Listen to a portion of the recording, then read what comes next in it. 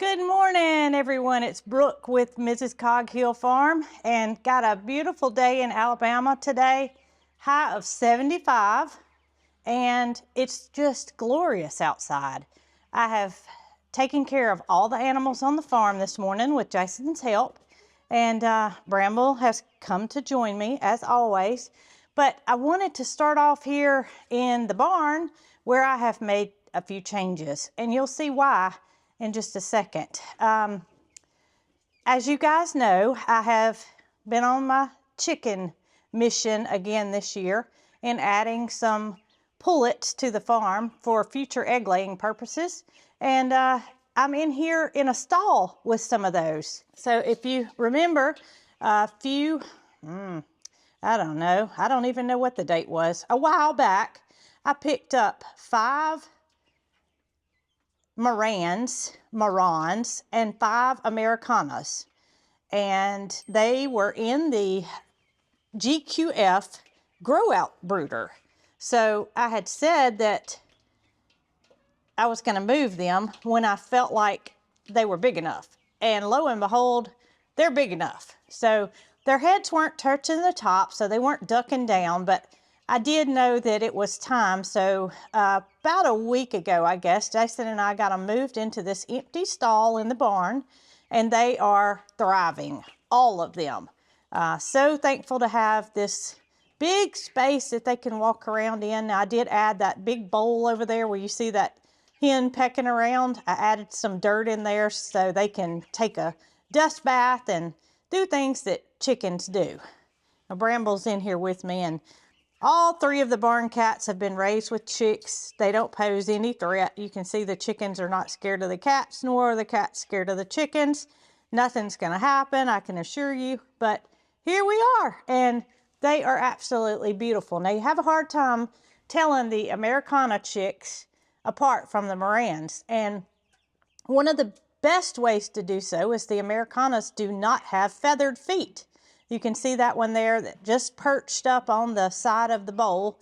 She's a light color. She's got a little red feathering.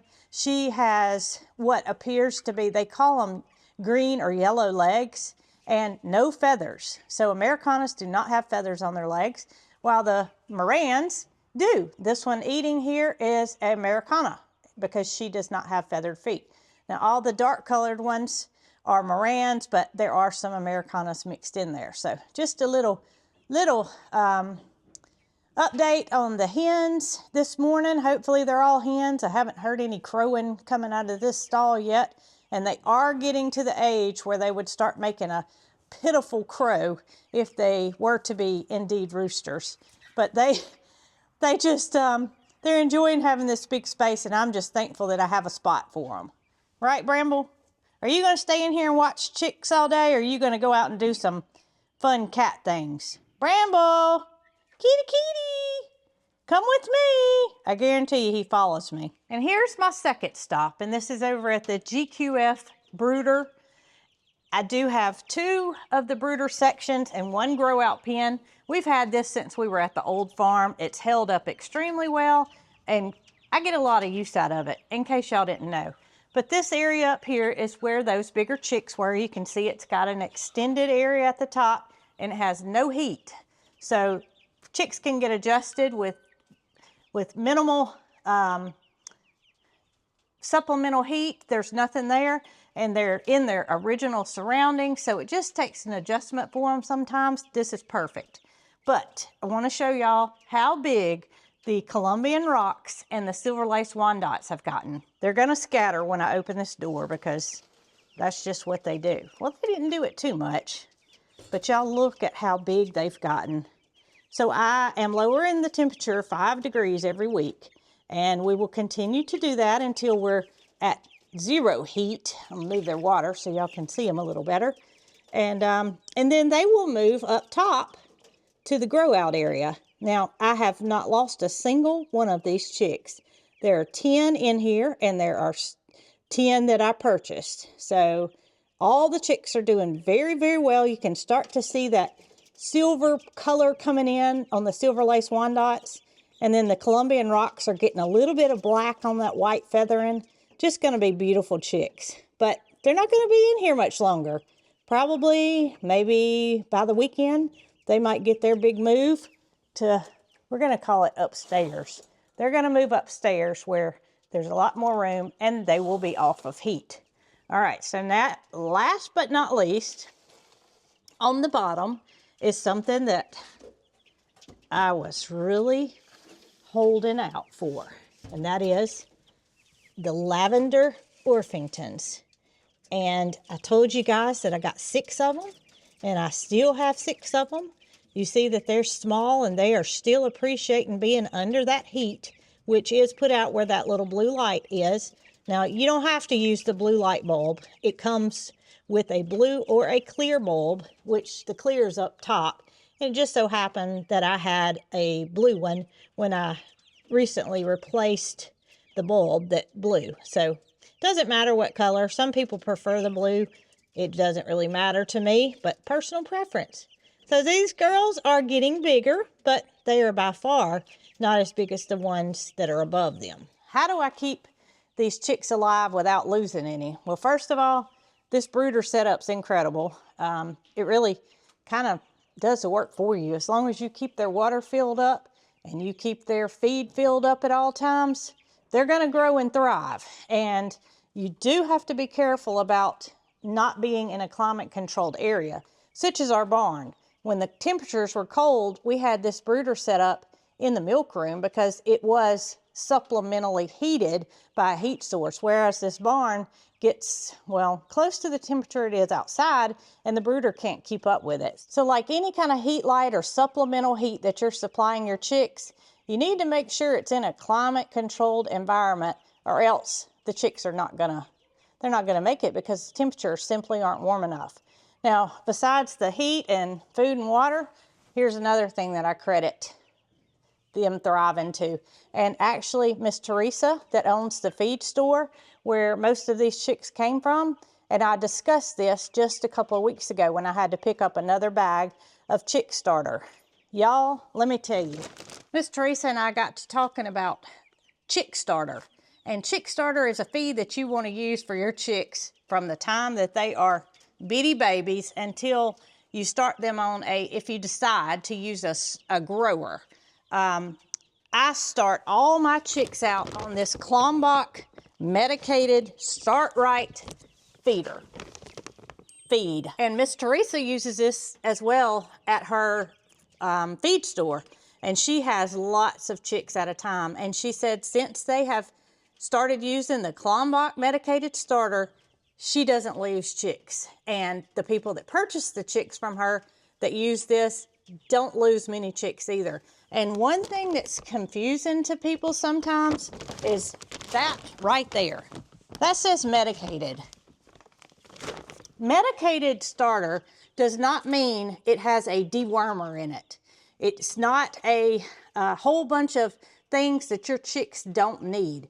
Medicated starter is simply to prevent coccidia, which is a deadly, deadly bacteria that can infect your chicks and kill them rather quickly. So it's coccidia medication in here.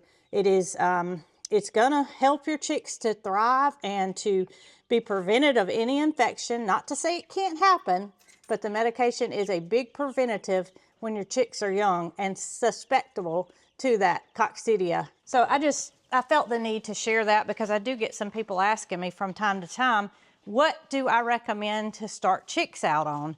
And I really feel that that Klombach medicated starter is a good thing. Now, there are some animals that do not need medicated starter, and that would be peafowl. They don't need the medication. Geese, ducks, they don't need the medication. Chicks, on the other hand, do need the medication. So I recommend, if you're new to raising chicks, make sure you're using a medicated chick starter. You boys are not what I intended on coming out here and talking about, but as soon as you heard my voice, you came a-running. You act like, I don't know what you act like.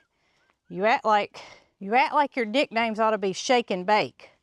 You know, there's a movie, it's called Talladega Nights, and it's a race car driver, Ricky Bobby. And that's definitely why y'all are named Shake and Bake. What are you doing, big fella? Why are you standing up so tall? You're just about to catch up with Ernest T over there. Y'all, I'm telling y'all, these things are absolutely comical. And this is all day long. It's not like this is just a one-time thing. They act silly like this all the time. Rolling around, running. It's just a baby emu. And y'all often tell us how you miss Nugget running and acting silly at the old farm. Well, here you go. Here's your prime example of the way Nugget was when he was little and what you missed if you didn't follow us back then. What are you trying to clean him up for? He doesn't need cleaning. I guarantee y'all they're fixing to jump up and do a little twist and take off. Well, no twist. You jumped up, but you didn't twist. All right. So y'all are panting. Maybe that means you'll be using your pool later today. Still haven't gotten in their pool. It is a little bit cooler today. Got down to 36 last night. So it's taken a little while for the temperatures to warm up. But it won't be long and these boys will be enjoying their pool just like Mr. Nugget did when he was at the old farm. It's sitting over here right outside their stall, where if they feel the need to take a dip, they can do so. They've of course got their clean water in their stall along with their feed. Oh my goodness, look here. Y'all, I missed y'all. I don't know what you were trying to do. Intertwine your necks, it looked like. Maybe do the tango? I don't know. I don't know. But I've had some of you ask what their feathers feel like. Their feathers are very, very soft at this time. They turn into a coarser feel as they grow older. But right now, they're very soft to the touch. And can y'all believe how fast they're growing? I mean, really, it is amazing to me how fast they've grown. And you can see little Opie here's eyes are still blue. And I believe that's the color they're gonna stay. Let's see your eyes, buddy. You got blue eyes too. Oh, big Ernest T there, he's got blue eyes too. So I believe we're gonna have two blue-eyed boys. And as I explained before, we're not gonna put these two boys in with Nugget until they are a lot bigger. Miss PETA over at Milligan Farm recommended that they be probably around 6 months old. And they need to just be a size where they won't feel intimidated when they're with Nugget and they can just keep up, if that makes sense. Plus, Goldie's going to live with Miss Catherine over at G&G Farm, and her little fellow over there, Otis, needs to be big enough to go in with Goldie. We're not going to put these fellas in with Nugget and Goldie because that would be a bad thing. That would make them probably fuss because hormones would be starting to kick in, especially for Nugget, knowing their competition. So we're not gonna move these guys until it's time. Now, Moody needs some fly repellent on him. We've talked about this in one of Jason's previous videos. He has flies worse than Tater or Mildred, and we think it's due to his black coloring. We are going to try to get some fly repellent put on him today. But here's the other thing I was going to show y'all. And I thought I was going to go out into the middle of the pasture to have to show y'all Tater, but she's standing right here. So I want to show y'all her udder. And you can see how full it's getting. Her udder is filling up with milk. And that tells me that she's getting very close. And I can also see that she has shifted. Her weight is no longer in the middle like it was. Her weight has shifted to the bottom of her belly, in my opinion. And another indication that we are nearing calving time. Right, Tater?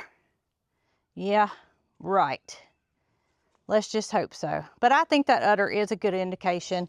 You guys have reached out to me, some of you that are cattle farmers, and told me some things to look for, and that's one of the telltale signs. So we know it's coming. There's no need to get a vet over here unless it's necessary. And we're hanging on, Tater. You're hanging on, we're hanging on. Is your water gotten low already this morning? Oh, goodness gracious, you got plenty of water, but we're gonna fill it up so you don't have to go so deep. Yeah. Our cattle equipment that Lakeland Farm was so generous to give to us is still up the front of the property.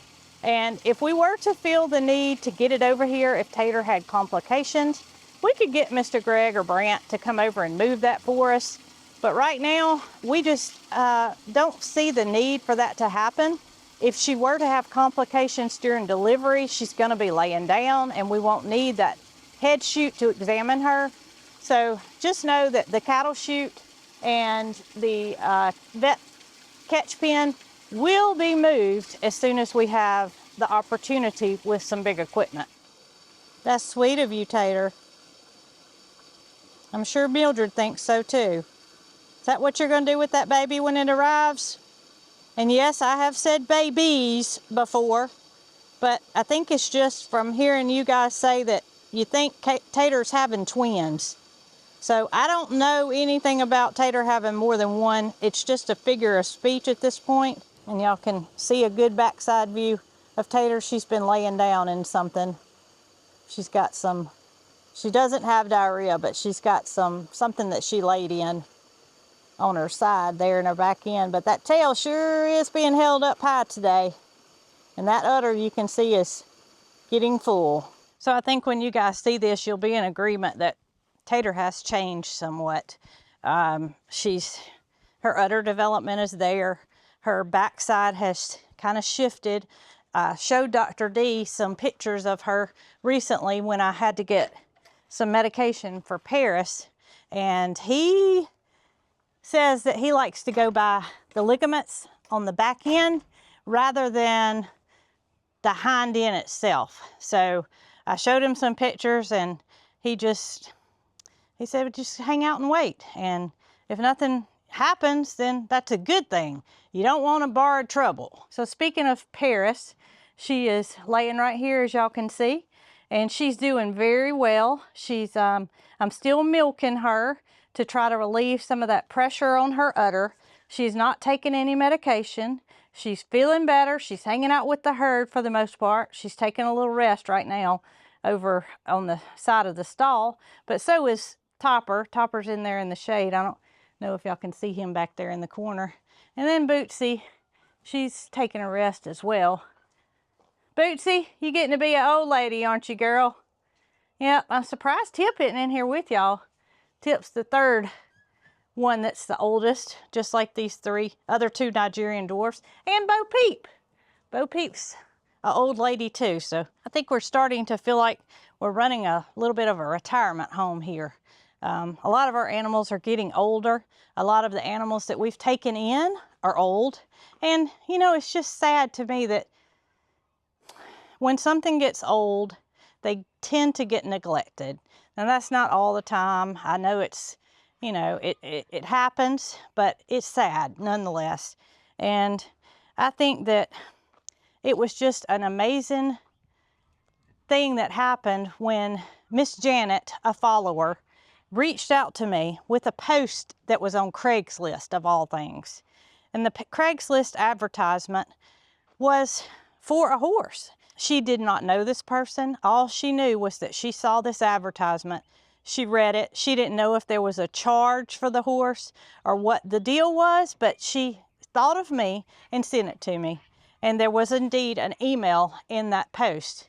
And I emailed the lady and asked her to call me. I just wanted to hear her voice and to know this wasn't something that was a scam. So Miss Nancy was the owner of the horse, and Miss Nancy reached out to me by phone, and we spoke about Reska, and she told me the situation and said that we were welcome to come and see her. And I just want to thank Miss Janet, the follower, and Nancy for trusting us with Reska to live out her life here at Cog Hill Farm, because she's a good girl Nancy's a nice lady. She's a wonderful lady, but I understand that sometimes changes are needed, and that's the way it was with her. She was not letting Reska go somewhere that wasn't approved.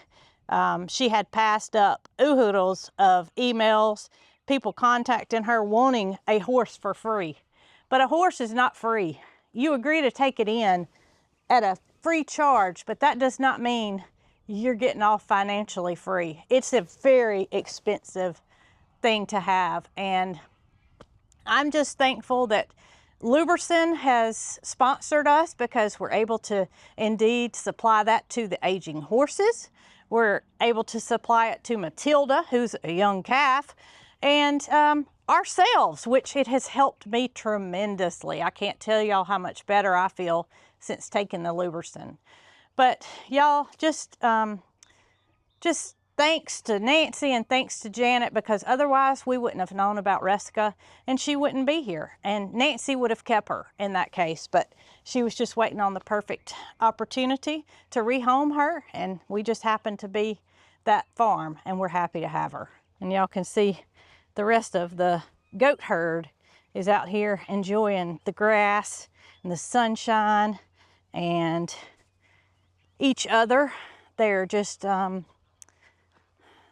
enjoying their life, and Bootsy and Paris decided to come out and join me. Paris, you doing okay, girl? But y'all can see that she gets around just fine. You gonna come see me? She thinks I've got animal crackers because obviously I've been giving her some extra treats to get her up on the milk stand. You can see her udder is a little bit lopsided.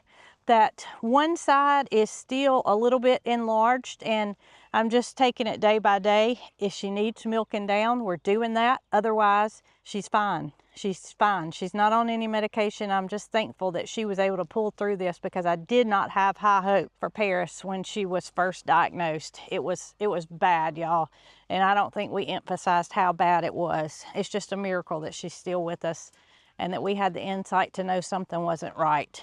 You may want to know about her babies, and I get an update from Jamie and her family and the two little girls, Emma and Ella, that took in Marty and Marion every single day.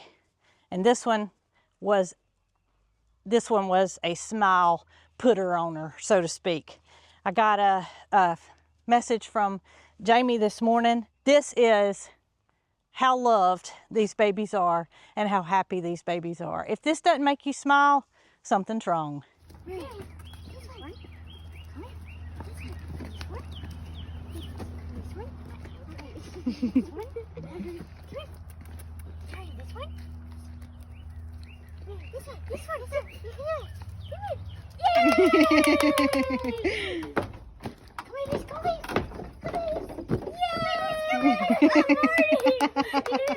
Marty, you're so cute. Matilda, are you gonna chew that hay, or are you just gonna carry it around? Because you sure look like you might be gonna carry it around.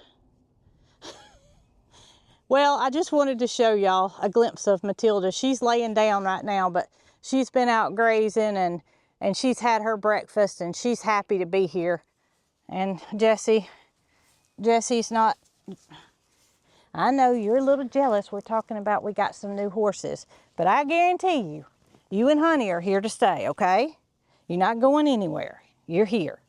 Whether this be a retirement home or a playpen for daycare, I don't know. You're gonna be with us, and we're happy to have you. You and Honey. She is trying to get in my lap, y'all. She has got her hoof up on my leg. Jessie, you can't get in my lap. Look at my britches. Look at what you did to my leg. You're trying to get in my lap, and you're a little girl, but I just don't think that's gonna work.